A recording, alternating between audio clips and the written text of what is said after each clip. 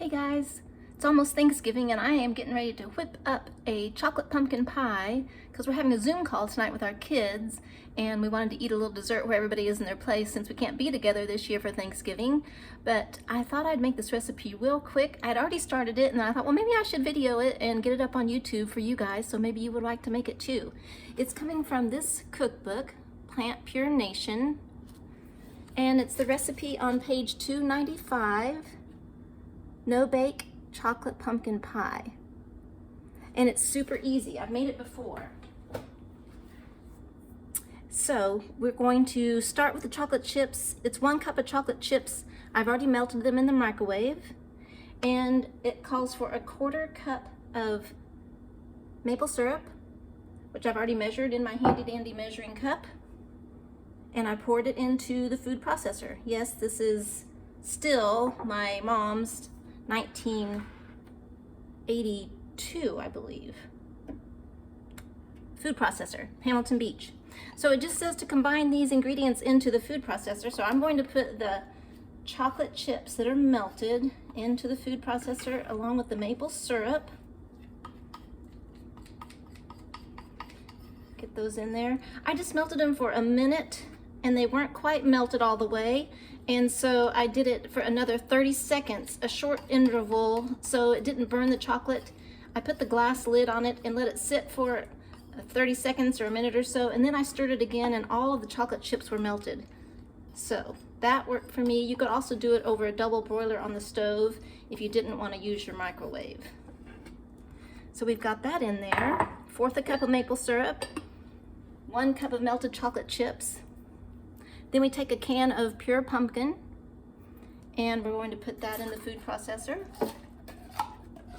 The recipe does call for a date nut crust, but I am taking the lazy way out and using the crust I'll show you here in just a minute as soon as I get this pumpkin out of the jar. Can. It's a can.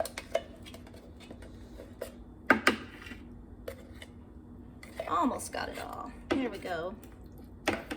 I just bought this Oreo pie crust and I'll use that instead of making a date nut crust. I actually couldn't find any dates at Walmart this morning when we were there. Plus, this saves me extra time, and who doesn't like an Oreo crust? It also calls for 1/4 cup of cocoa powder. Put that in. And it calls for cinnamon, nutmeg, and cloves, but I'm just going to use my pumpkin pie spice. And I'm going to put about a teaspoon in there. I'm going to measure with my hand. And then 1/4 teaspoon salt, and that will be everything that goes into the recipe. Just 1/4 teaspoon, not very much salt. Let me get my spatula cleaned off here, and then we'll just turn it on. And you just put it in the refrigerator when it's all finished. It's going to be noisy here for just a minute. First, I gotta figure out how to get this on straight. We'll get going.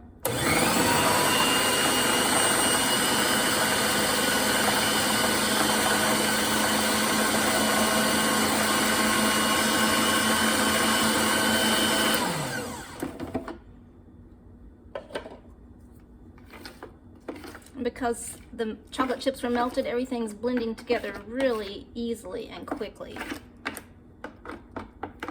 We'll just take that off of there. Move this out of the way.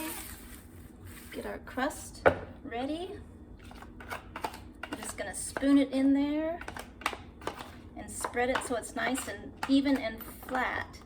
Brian's not a big fan of pumpkin, but he does love chocolate, and he has eaten this pie before. And I think the chocolate kind of overpowers the pumpkin, but I think it's a good way to get pumpkin, so you're getting some good vegetables in there along with your chocolate. It's a good combo. And the pumpkin pie spice adds a little extra flavor that makes it taste a little bit more like Thanksgiving and not just like a chocolate pie. Nothing wrong with just chocolate pie, but this is perfect. Now we just have eaten ours plain before, but you can decorate it. It says in the recipe you could top it with some fruit, sliced strawberries, or some chocolate shavings, perhaps. If you like some pecans, you could spread that over the top in a decorative way. Almost have it. Then we're just going to smooth this out.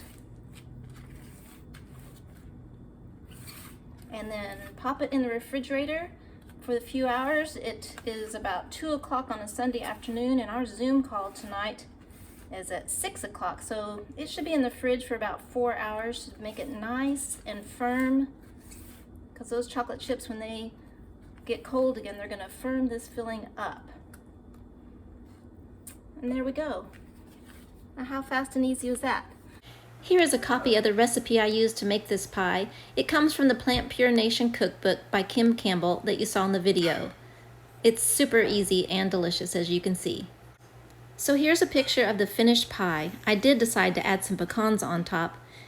Maybe you'll add this pie to your Thanksgiving meal this year. I hope you have a very happy Thanksgiving with your family.